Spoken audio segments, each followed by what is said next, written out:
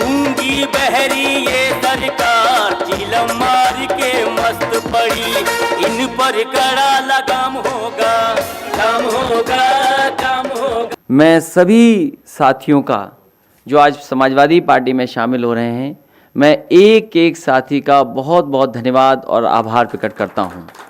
जो मुख्य रूप से हमारे साथ बैठे हैं, पूर्व सांसद रहे, पूर्व मंत्री रहे, राजपाल सैनी जी, मैं इनके साथ बड़ी संख्या में साथी हैं, उनका स्वागत करता हूं। काजल निषाद जी और इनके साथ भी बड़ी संख्या में इनके समाज के लोग, इनसे जुड़े हुए लोग, इनसे प्रभावित लोग, और न केवल यहाँ पर जो कम संख्या में आए हैं, लेकिन बड़ी संख्या में जहाँ जहाँ इनका कार्य क्षेत्र है वहाँ पार्टी में शामिल हो रहे हैं। मैं उन सभी साथियों का बहुत बहुत स्वागत और बधाई देता हूँ। सबसे बड़ी उपलब्धि और सबसे बड़ा धन्यवाद हम अपने बगल में बैठे पंचायती निरंजन अखाड़ा के महामंडलेश्वर, जिनके आने से खुशी भी है, और समाजवादी पार्टी में बड़े पैमाने पर साधु संत भी प्रभावित होकर के जुड़ रहे हैं। ऐसे सन्यासी का मैं बहुत बहुत स्वागत करता हूं। आदरणीय महामंडलेश्वर बालयोगी आचार्य श्री स्वामी सत्यात्मानंद जी का मैं बहुत बहुत स्वागत करता हूं। ये अकेले नहीं हैं, इनके साथ बड़ी संख्या में लोग जुड़ रहे हैं। मैं सभी लोगों का बहुत बहुत आभारी और स्वागत करता हूं। और भी साथी जिनका नाम नहीं ले पा रहा हूं, बाराबंकी के हमारे कई चेयरमैन हैं, दूसरी पार्टी के हैं, जो राकेश वर्मा जी के साथ आए हैं, मैं उन सब का स्वागत करता हूं, बहुत बहुत बधाई देता हूं। तूफानी निषाद जी जो बहुत अनुभवी नेता रहे हैं, कांग्रेस पार्टी में लगातार काम करते रहे, जोड़ने का प्रयास किया उन्होंने, जोड़े भी लोग, और आज समाजवादी पार्टी में शामिल हो रहे हैं।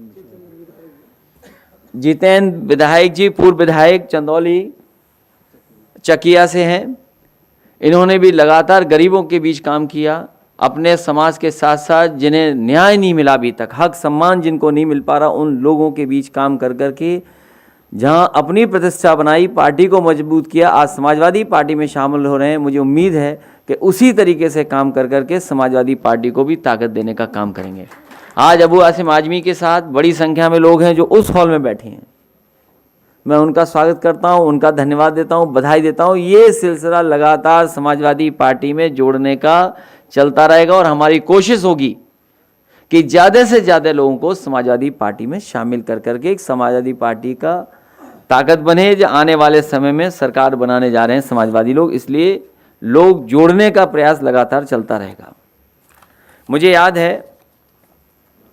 कि पिछली बार जब हम और आप बैठे थे तो भारतीय जनता पार्टी से मैंने उनके संकल्प पत्र पे एक सवाल पूछा था, और उनके पहले पन्ने का है ये। इतने वर्षों के बाद, सरकार में रहने के बाद, दिल्ली और उत्तर प्रदेश की सरकार होने के बावजूद भी सबसे ज्यादा संकट में अगर कोई है तो वो हमारा किसान है, अन्नदाता है, जो हमें रोटी देता है, जो हमें पहनने के लिए कपड़े देता है। आज सबसे ज्यादा दुखी वही किसान है, और अगर विकास के लिए जमीन चाहिए तब भी हमारा किसान ही जमीन दे रहा है, और जहां उसको सही तरीके से योजना के बारे में समझा दिया जाता है, हमारे देश का किसान कभी भी विकास के खिलाफ नहीं है, तरक्की के खिलाफ नहीं है। बड़े से बड़े प्रोजेक्ट देश में बने हैं, किसानों ने अपनी कीमती जमीन दे दी।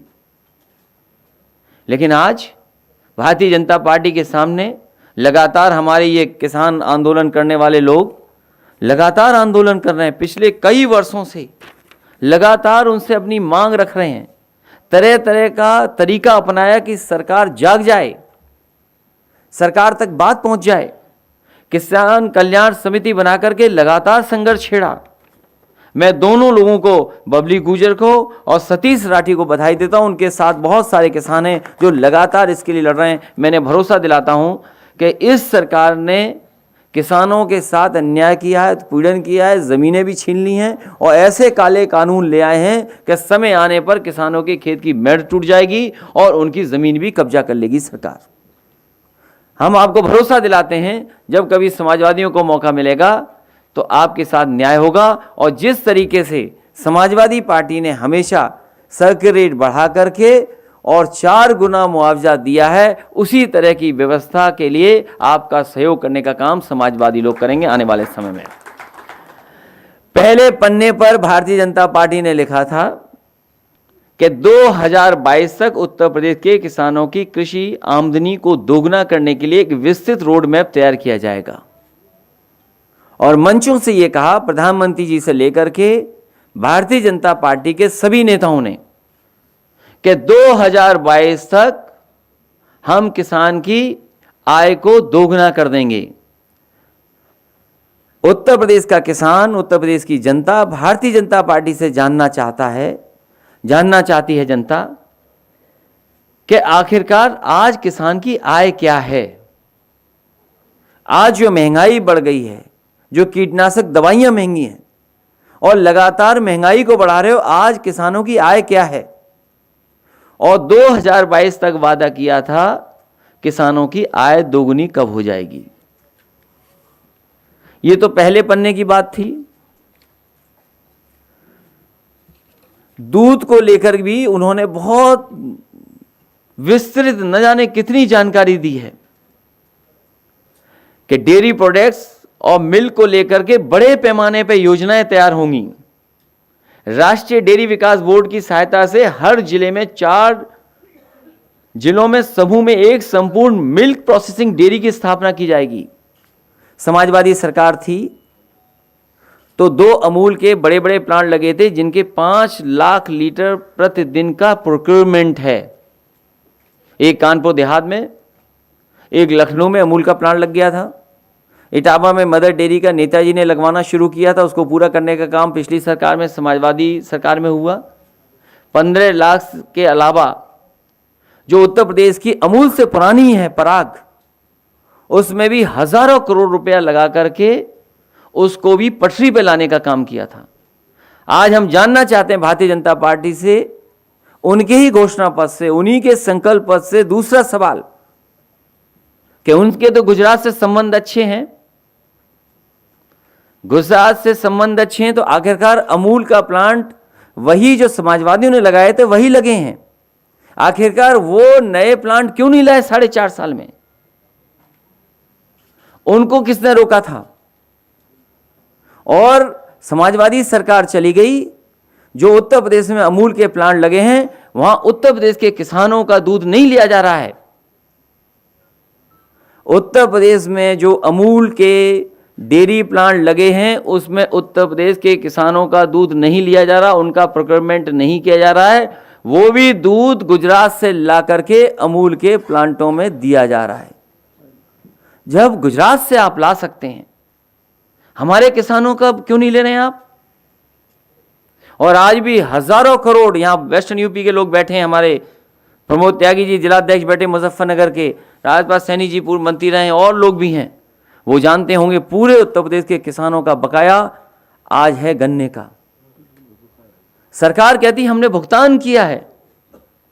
सवाल भुगतान का नहीं है, सवाल बकाया का है। इसलिए इन सवालों को यहीं छोड़ता हूं मैं। अभी लगातार हम और आप मिलते रहेंगे। पहले सवाल का जवाब नहीं मिला क्योंकि मुख्यमंत्री जी किसी और भाषा को जानते हैं, उनके कानों तक किसानों की भाषा नहीं पहुंचती, किसानों की पुकार नहीं पहुंचती। उन्हें तो चुनाव को दूसरी तरफ लेना आना है। मैं तो केवल एक ही कहूँगा बात, भारतीय जनता पार्टी के मुख्यमंत्री जी को अपनी भाषा पर संतुलन रखना चाहिए। कल मैंने इंटरव्यू सुना है, हमारा आपका मुद्दों पे झगड़ा हो सकता है, लेकिन अगर हमारे पिताजी के लिए कुछ कह रहे हो तो तैयार रहना, अपने आपके पिताजी के लिए भी मैं कुछ कह दूंगा। इसलिए मुख्यमंत्री जी अपनी भाषा का संतुलन रखें, और जिनका आप स्वागत कर रहे हो उनको आपने लूटा है पूरा का पूरा लोकतंत्र। जिला पंचायत अध्यक्ष और ब्लॉक प्रमुख का स्वागत कर रहे हैं आप, उन लोगों का स्वागत कर रहे हैं जहां पर अपमानित हुई थी बहनें हमारी, उनके कपड़े छीन लिए गए थे ब्लॉक प्रमुख बनने के लिए, जिला पंचायत अध्यक्ष बनने के लिए खुलेआम पैसा दिया गया, आप उनका स्वागत कर रहे हैं। इससे बड़ा पाप लोकतंत्र में कोई नहीं कर सकता। मैं प्रेस के लोगों का बहुत बहुत धन्यवाद देना चाहता हूं और उम्मीद है कि ये 2 सवाल पूछे गए हैं किसान को लेकर के और किसान के डेयरी प्रोडक्ट्स को लेकर के, शायद सरकार इनका जवाब देगी।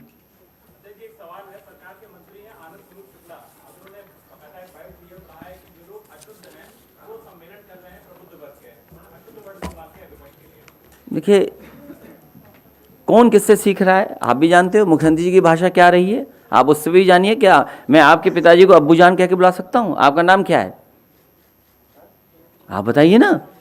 हाँ, सोचिए आप, ये भाषा मुख्यमंत्री होगी। जिस मुख्यमंत्री की भाषा ऐसी हो, उसके मंत्री, उसके सहयोगी कैसी भाषा बोलेंगे? क्या उम्मीद करोगे? आज सबसे ज्यादा दलित, पिछड़े, मुसलमान जेल में हैं। कौन जिम्मेदार इसके लिए?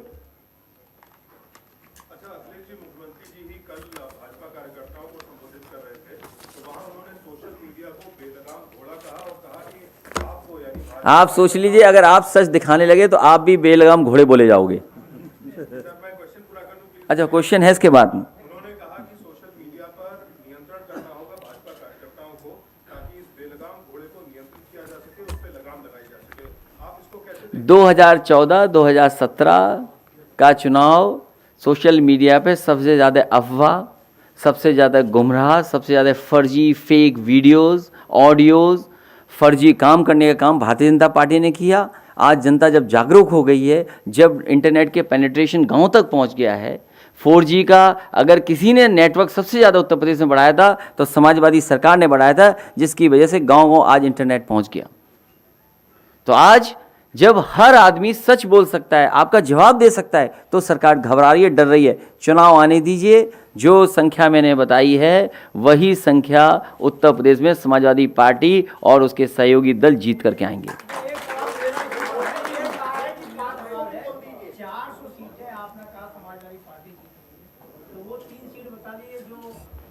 उसका जवाब मैं दे चुका हूं। लोकतंत्र में और मजबूर लोकतंत्र में विपक्ष भी होना चाहिए। और आपका सवाल एकदम अच्छा है। आप ये सवाल मुझसे, आपने 400 का सीटों का सवाल पूछा। मैं पत्रकार साथियों से कहता हूं, भारतीय जनता पार्टी से भी सवाल करिए कि बुलेट ट्रेन उत्तर प्रदेश में किस तरफ से आ रही है, और क्यूटो बना कि नहीं बनी, स्मार्ट सिटी बनी कि नहीं बनी। अगर 400 पे हमसे सवाल पूछ रहे हैं आप, हम तो अपनी तैयारी कर रहे हैं। आज हमारे साथ महामंडलेश्वर जी बैठे हैं, राजपाल सैनी जी बैठे हैं, इंद्रजीत सरोज जी बैठे हैं, आदरणीय VP पांडे जी बैठे हैं, राकेश वर्मा जी बैठे हैं। इधर आप देख लीजिए, अरे त्रिभुवन दत्त जी बैठे हैं, पुराने मंत्री त्रिभुवन दत्त जी, पूर्व मंत्री, बसपा से विधायक रहे। भारतीय जनता पार्टी कहती सब हमारे साथ हैं, सब समाज हमारे साथ है। और हमारे साथ क्या है? इसलिए मैं कह रहा हूं, सवाल अगर 400 का हमसे पूछ रहे हैं तो सवाल ये भी पूछिए कि बुलेट ट्रेन उत्तर प्रदेश में किस कोने से आ रही है। मुख्यमंत्री जी आज भी जिला पंचायत अध्यक्ष और ब्लॉक प्रमुखों से संवाद कर रहे थे, तब उन्होंने कहा कि हम लोग चुनाव, उन लोगों को खर्चा दे रहे होंगे, जो खर्च हो गया उसके लिए खर्चा दे रहे होंगे। वहां पर ये कह रहे हैं कि आप जो संवाद किए, जो जब वो चुनाव करवाना चाह रहे थे, तब विपक्ष नहीं चाहता था कि चुनाव हो, विपक्ष नहीं चाहता कि विकास के काम आगे बढ़े। ये मुख्यमंत्री जी के बयान है, क्या कहना? पूरे देश ने देखा है कि हमारी बहनों के साथ कैसा व्यवहार भारतीय जनता पार्टी ने किया। ये चुनाव DM और SP ने जिताया है।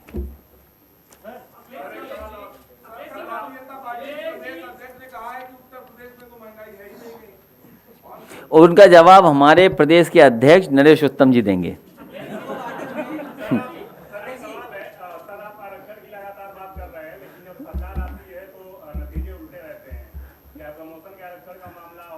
समाजवादी पार्टी और हमारी पूरी लीडरशिप बैठी है। जब घोषणा पत्र आए तो बहुत ध्यान से सब लाइनें पढ़ना आप।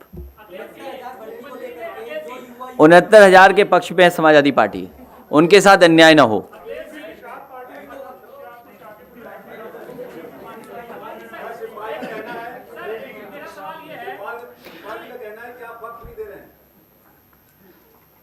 मेरी तो बात होती है, आपने क्यों नहीं सुना इस बात को? तुम भी उस कंपनी से संपर्क कर लो जो जासूसी करती है, तो जानकारी मिल जाएगी आपको। मैं चाहूँगा दोबारा गाना वो बजाएं थोड़ा सा आगे करके और लाउड पूरा वॉल्यूम पर। अच्छा, और मैं अकाली दल आदरणीय राष्ट्रीय अध्यक्ष जी, अकाली दल के प्रदेश श्री अध्यक्ष देवेंद्र हैं। सिंह खालसा साहब, हाँ, आप बोल दीजिए, आप बोलिए। श्री देवेंद्र सिंह आप पूछिए खालसा सवाल। साहब द्वारा माननीय राष्ट्रीय अध्यक्ष जी को तलवार भेंट की जा रही है। हाँ, इनका सवाल ले लें अनिल का। आप यहीं से आ जाना। आप सब अभी रुक जाना है, गाना रुक जाइए अभी। लेकिन नौजवान साथ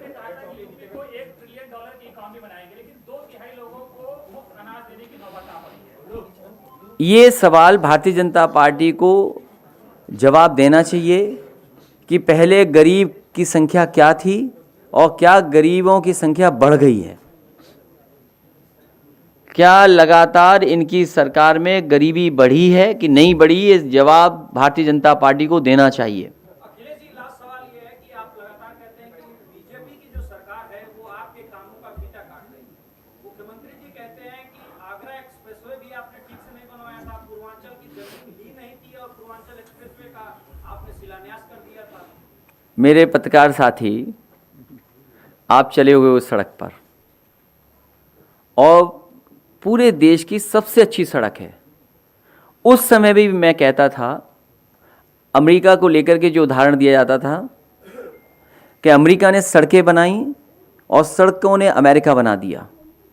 और दूसरी बात मैं कहता था सरकार में कि आप अगर डबल द स्पीड कर दोगे तो इकोनॉमी अपने आप ट्रिपल हो जाएगी।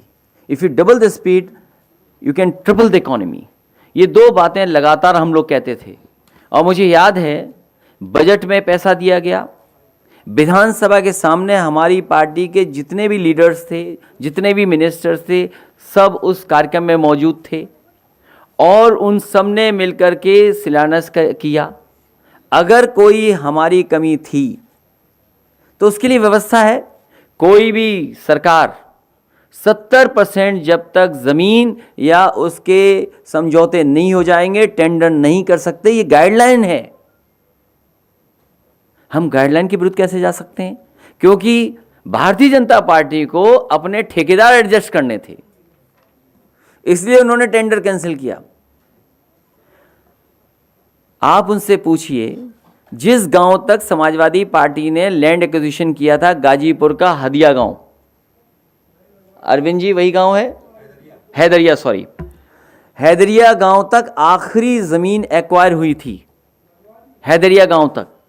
उससे आगे अभी तक 1 इंच भारतीय जनता पार्टी की सरकार ने लैंड एक्विजिशन नहीं किया है।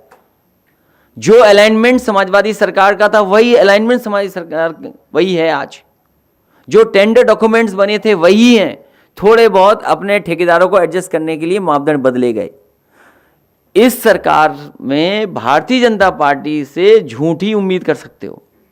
इतने झूठे मुख्यमंत्री कभी नहीं मिले होंगे उत्तर प्रदेश को जो अब मिले हुए हैं। गाना नहीं सुनोगे?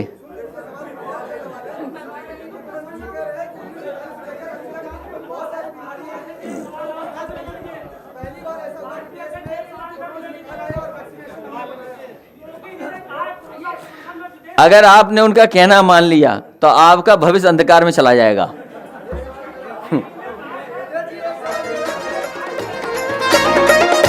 तेज वॉल्यूम में गाना बजाइए। भ्रष्टाचारी चरम हो गई, बेरोजगारी धर्म हो गई, रेप और हत्या परम हो गई, कानून व्यवस्था है ध्वस्त पड़ी। गूंगी बहरी ये सरकार चिलम मार के मस्त पड़ी। इन पर कड़ा लगाम होगा, काम होगा, काम होगा, 2022 में काम होगा।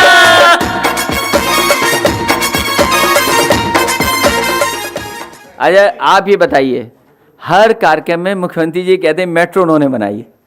आप यकीन मानते हो इस बात का? देखिए आवाज आ गई, नहीं, कोई नहीं मान सकता। लखनऊ के शहर के लोग नहीं मान सकते।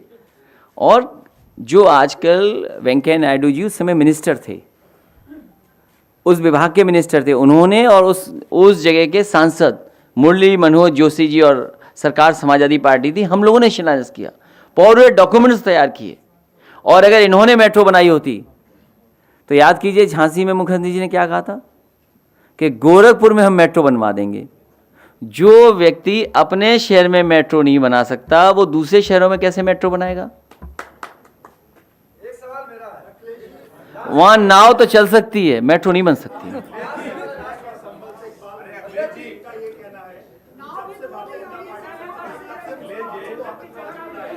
बंगाल में जो है खेला हो गया, यहाँ काम होगा। देखिए, ये अभी चुनाव तक लगातार आपको गाने सुनने को मिलेंगे, नए नए नारे सुनने को मिलेंगे। बीजेपी इसीलिए परेशान है कि समाजवादी पार्टी में तो नारे कैसे आ गए। Thank you so much. 20 second दोबारा रिवाइंड करके सुना दो।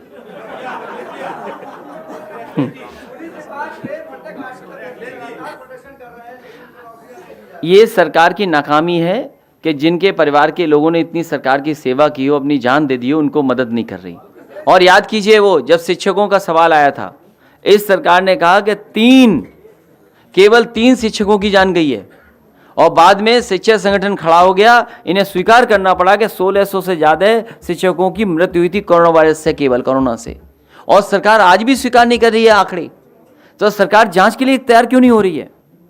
जांच के लिए तैयार हो।